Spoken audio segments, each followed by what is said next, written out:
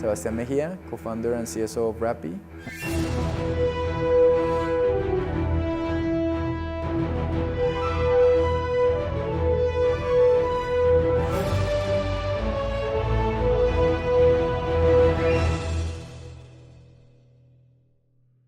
Rappi always has the technical tech aspect with a human aspect, that's a good way. And I think that's where technology works the best, when you have this humane touch to it. And since we launched the business at the beginning, it was literally us on the streets. It was us delivering, It was us delivering donuts in exchange of a download. It was us taking products from one corner to another, And at the beginning, it was a very small thing. It was a neighborhood type of business, And Rappi still has that hyper-local aspect to it, even though we're present in a lot of markets, 27 cities, 6 countries, but every city, we still see it as a small little neighborhood. So in those neighborhoods, when we were starting, we were actually interacting a lot with consumers, and we were hearing them out a lot. Rappi initially was born it was a supermarket app. So actually you open it and you see only groceries. We were very fortunate to have a button that allowed anyone to order anything, we call it our Antojos button, and it's still there today. And it was amazing because we started seeing what customers were ordering, So it's like this big ear, that allows us to talk to the market. And we were very fast in iterating and incorporating those type of products. So it's not that we were super smart, we were just good listeners. And Rappi started migrating from our supermarket into this home screen app, or this super app with a lot of services, because we were seeing that our consumers were wanting them. Restaurants came about like that. Pharmacies too. Rappi Cash, which is a very popular service for us. You order basically bills to your house. Someone ordered that, Well, you should build first a grocery business in one country and then you expand to another. Even with our previous company, they told us focus on one market and then you expand, and then we're in 5 continents.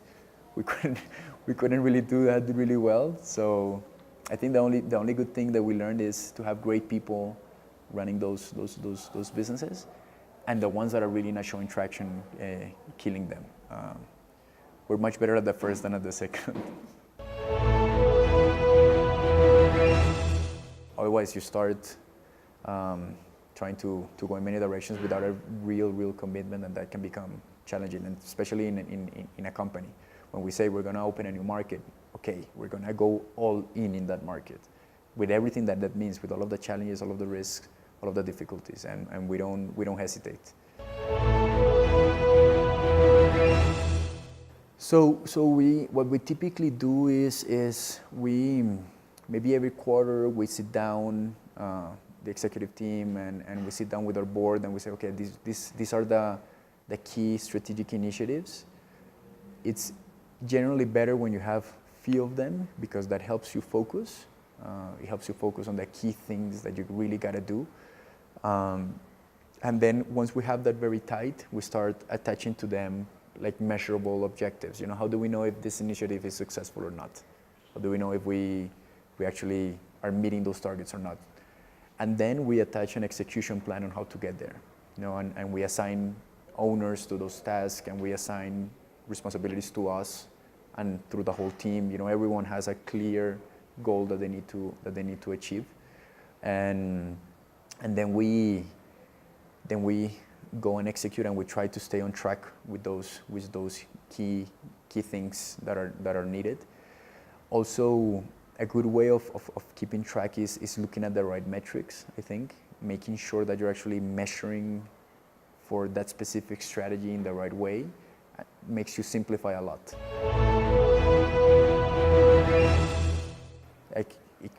In our case, for example, we have so many dashboards, we have so many type of data.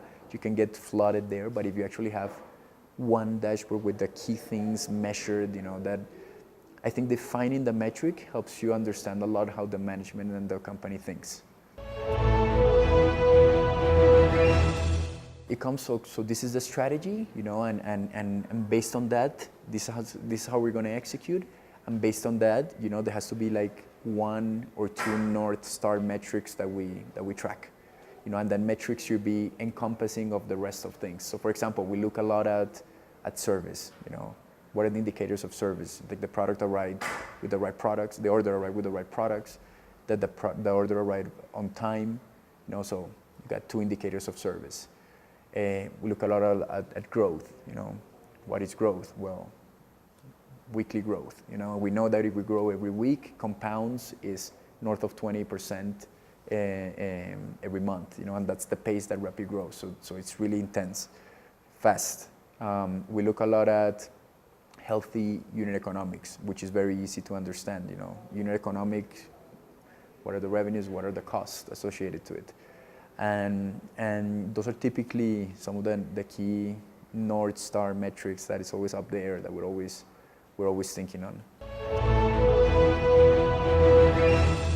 So first, I think you gotta really make sure that you have a partner inside the company that understands your strategy, that understands your vision, and that is gonna be opening doors for you. We were, at the beginning, I remember being very lucky to be able to have someone that was willing to go through an innovative process like this.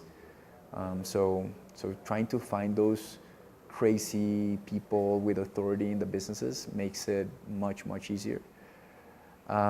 Sometimes it's the owners of the company that are very open-minded and understands the challenges of not moving, that understand the challenges of not innovating, and that also see the opportunity.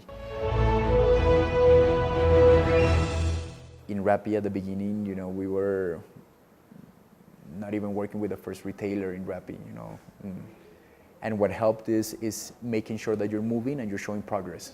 So maybe you don't start with a full range partnership, but you start with a pilot in one store, and then you start seeing a lot of progress, and then you expand it really fast. You gotta do that really fast, otherwise it can be really slow.